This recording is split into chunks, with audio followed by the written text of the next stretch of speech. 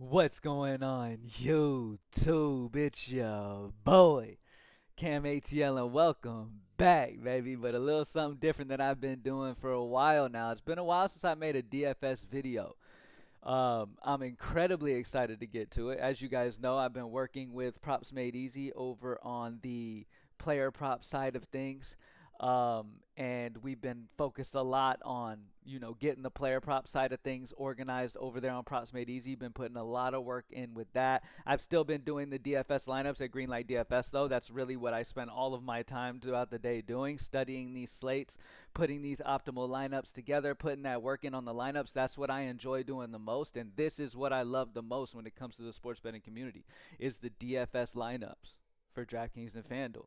All right, I am on the Greenlight Optimizer, and I'm going to go through pretty much and just kind of skim our options on today's slates. You know what I mean? Give y'all an idea of some of the spots that we like, some of the value spots that we may like, and yeah, send y'all on your way from there. We have an early and a main today.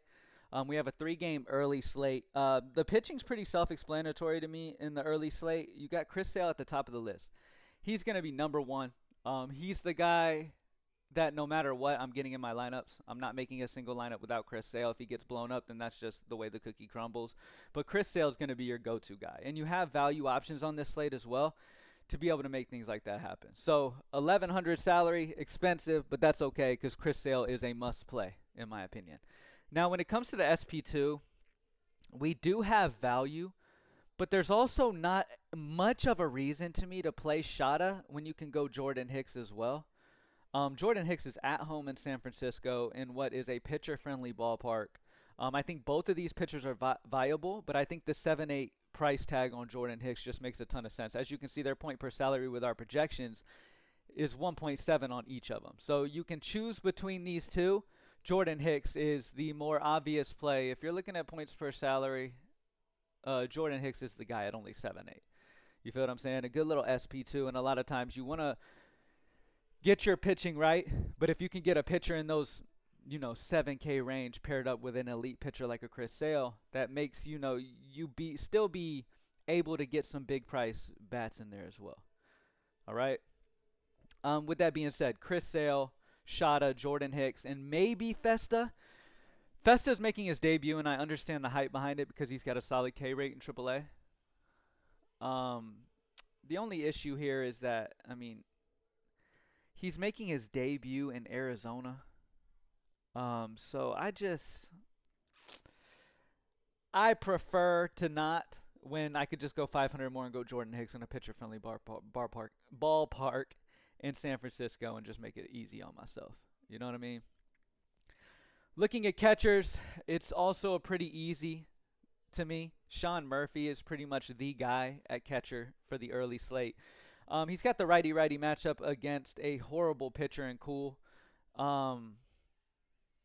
Yeah, obviously you like to see the platoon stuff. You like to see the righty versus lefty, the lefty versus righty, whatever. But, Sean Murphy through his career has a 201 ISO versus righties. And this Atlanta total is high. Okay, so you want to get pieces of that, especially at a guy at 3-3 who's probably batting in the heart of the order. Great spot there for him. Next up, we have Ryan Jeffers at 4-3 is another viable option that you can go with. Kurt Casale, if you want to grab a value, would be the number one value option. You're going Sean Murphy or you're spending value Casale. I'm not going to leave Jeffers out, though. You're either going Sean Murphy 1, Jeffers, Casale 2, just off value at 2-3, and then Jeffers. One of those three catchers is probably the way to go on the early slate. All right. Looking at first base, I kind of like spending up here because I think the upside for Matt Olson is incredible. The lefty-righty matchup against Cool. Olson's an absolute monster, dude, with a 248 ISO. Dude's just an absolute beast going against Cool, who struggles versus lefties. Yeah, he struggles versus lefties and righties, but Matt Olson here is a fantastic option, and I don't think there's much reason. In my optimals so far, I haven't had to get off of Matt Olson much. I've been able to play a lot of Matt Olson. Now, on the versions without Matt Olson, Jose Miranda is interesting with the righty-lefty matchup. Wilmer Flores is also interesting. But Matt Olson, number one, Miranda, and then Flores. probably in that order for first base. Second base is almost a no-brainer for me here. I think it's the value spot. I think Kyle Farmer at 2-3 is just great value. Righty-lefty matchup, solid Vegas total here with these guys. Only 2-3. If you're spending up, it's Ozzie Albies, 100%. So Albies, Kyle Farmer, kind of my player pool at second base there. At third base, you also have the value of Zach Short. There's many ways you could go. I mean, obviously the spend up's going to be Austin Riley. If you're okay to spend up at that position, then do that. I mean, I like the value of Kyle Farmer more than I like the value of Zach Short. So for example, if we go to hitters and we sort by value, let's look at the positions where we have value, okay? We've got a couple outfielders in the top 5 best value at the top of the list here. So we know that in the outfield we've got some solid value. So maybe less urge to spend up in the outfield. At second base is one of the best values on the slate with Kyle Farmer. So that just kind of tells me, okay, I've got a couple spots in the outfield I'm using as value that I can use as value. I have the second base value in Kyle Farmer. So maybe, positions like third base, I don't have to grab that value. I can grab a guy like Austin Riley who's 2 points projected higher than the next highest. You feel what I'm saying? So it's Austin Riley, it's Jose Miranda at third base, in my humble opinion. You can punt Zach Short if you would like to as well, but I don't necessarily think you need to. All right? At shortstop, it's Carlos Correa, number 1. Carlos Correa is the go-to guy by a good margin, honestly, in my opinion. I don't really like the position. The best value is Nick Ahmed at 2.5 at a 2.2 point per salary. I'd prefer to just spend up at this position as well with Carlos Correa. We saw where we have the value at the, second base, outfield, catcher even. Certain positions you can definitely spend up for. Now, in the outfield, some of the best options we have, Jared Kelenic is going to be one of the top values on the slate. Ramon Laureano's a value at 2.6 on that team. Austin Slater's 2.6 in the outfield. Margot at 3.4. Forrest Wall 2.5. A good bit of outfield value. Okay, so first and foremost, I say Kelenic's probably a lock at 3.6 in this huge team total for Atlanta. Lefty-righty matchup. I think it's a no-brainer. You know what I mean? Get you some Kelenic. Laureano at 2.6 is really popping. It's probably the best value on the entire slate when it comes to point per salary. I believe he was. Yeah, he's the number 1, and he happens to be in the outfield. So that would be definitely the best way to go probably there. Forrest Wall at 2.5 gets you another Atlanta guy for that 2K range. I mean, there's a lot of Atlanta guys who are expected in this starting lineup at 2K range. Like, that's crazy. Opens up a lot of value. When it comes to spend ups, Marcell Ozuna is probably my go-to guy at 5.9. I mean, cool struggles versus righties, and Ozuna's got crazy power. He's got double dong upside, and he's somebody who maybe a lot of people won't get to because he is 5'9", and you do have these other guys like Matt Olson. You do have Austin Riley. You gotta make your decisions on what positions you want to spend your money, and like I showed you before, we've got a good bit of options that are value here in the outfield.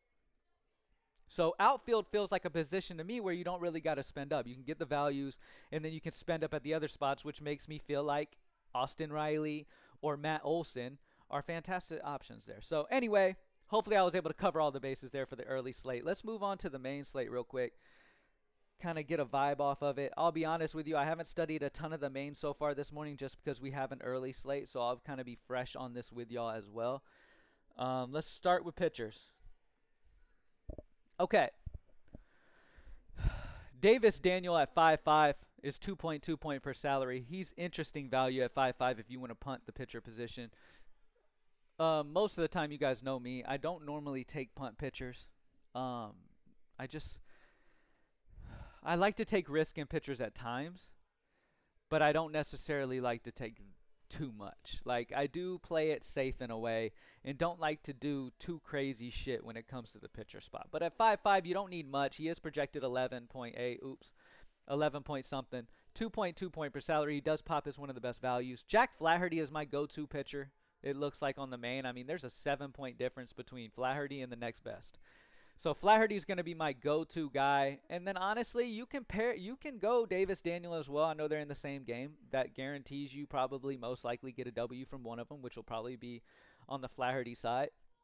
Andrew Abbott, Mikolas. If you're wanting to spend kind of decent money and not punt, you can go Abbott and Mikolas would be two of the better options there.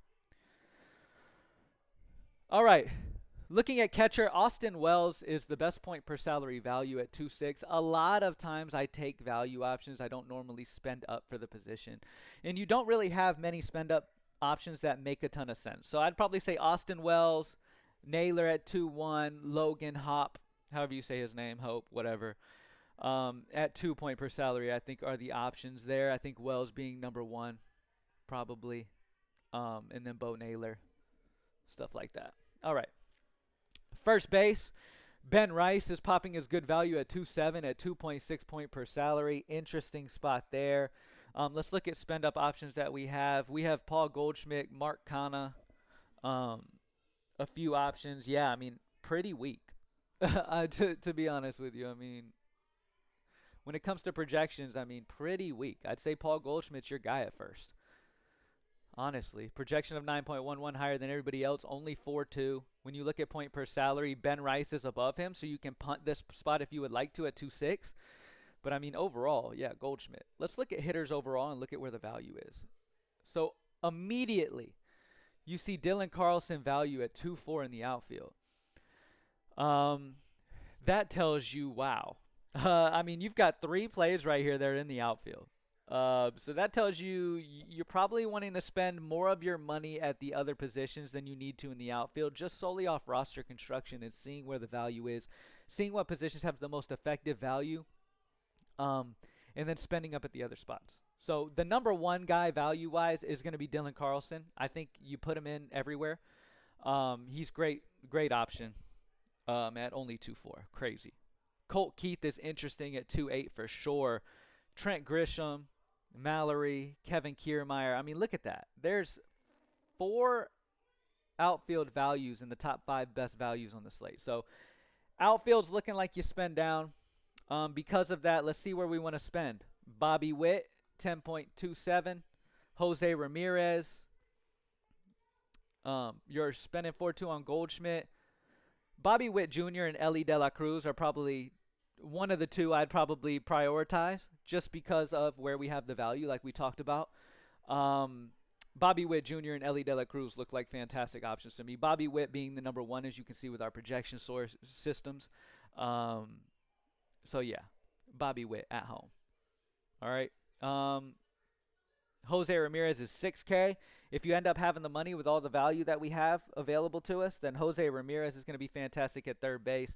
When you look at the value at third base, I mean, you've got some bare min options here.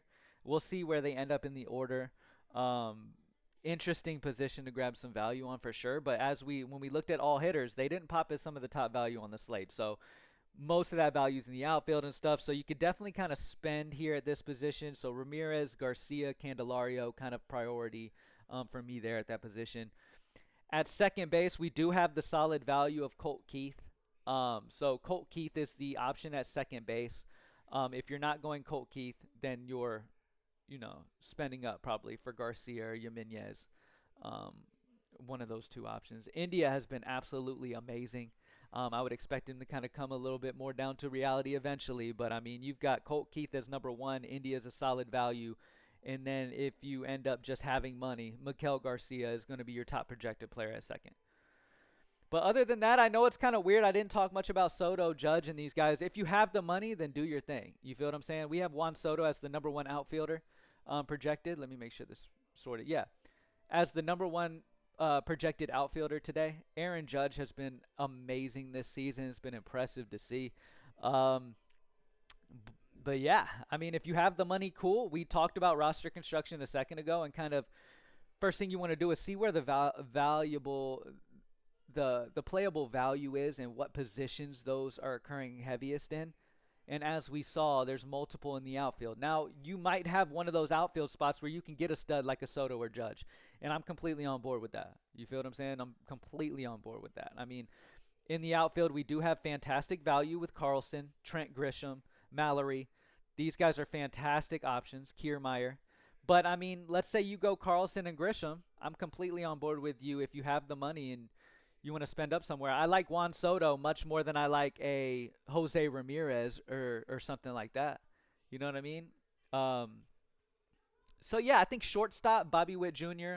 Maybe the spend up for Soto or Judge in the outfield, and then grab some of the value. Go Goldschmidt, and then grab some of the value for the rest of the way. Is kind of a good starting point for this slate. Obviously, there's going to be more research done in this. We'll be updating our projections as the day goes on. My next steps here is to kind of start locking into a little bit more deep behind the scenes stats, kind of pitching pitches against, and what kind of pitches these guys like hitting against, what kind of pitches these pitchers throw predominantly versus that hand, and all these different research spots. I mean, that's what I spend my day on, practicing even more roster construction. But hopefully I was able to get y'all going, man. If you haven't tried DFS yet, lineups for DraftKings or FanDuel, I mean, DraftKings and FanDuel has the ability for you to put lineups together with a fake 50,000 salary, and you're able to build a lineup of the best lineup that you possibly can, and you have to be strategic with it. You got to put certain high price players certain places. The best players are going to be more expensive. The value guys are going to be less down. You got to kind of balance that lineup out. We do provide optimal DFS lineups over at Greenlight DFS. You can get our package over at the membership packages. You can find that there for the MLB Daily Access Pass for $6. You can get a weekly for $32. All that good stuff. Rest of the season, you can get our optimal lineups package, and that will put you on to our optimal lineups. And we post our absolute favorite versions after doing all of our research by roster construction and all that good stuff. And then we try to get that takedown, baby. We're trying to get some money at the minimum, but we're trying to get that big upside. So if you haven't tried greenlightdfs.com, greenlightdfs.com is the company I've been running 8+ years when it comes to the DFS industry part of things. Definitely try it out if you haven't already. The upside in DFS is tremendously higher than player props. I mean, you could win, like I've talked about before, like we've won 70K in a single day in NFL before. You feel what I'm saying? I've won 35K in MLB before in one day. You feel what I'm saying? So you've got crazy potential. Sure, you can hit like a 20-leg parlay and get that type of money, but DFS makes it it takes it to a whole nother level when it comes to upside, when it comes to sports betting. So if you want to try that out and you're interested in trying DFS, definitely hit up Greenlight DFS. You can use our projections at Greenlight using the Greenlight Optimizer. You can use the Props Made Easy player props tools. We have those at Greenlight DFS for members. Those come automatically with membership. And then, yeah, we'll be posting our favorite optimal lineups for DraftKings and FanDuel later on, closer to the slates. We have early and main MLB today. So let's get this money, y'all. Y'all let me know down in the comment section if you want me to keep doing these videos consistently, get back to doing these videos every day. Y'all let me know what y'all think. Yeah, thanks for joining me, y'all. Let's get it. I'm out.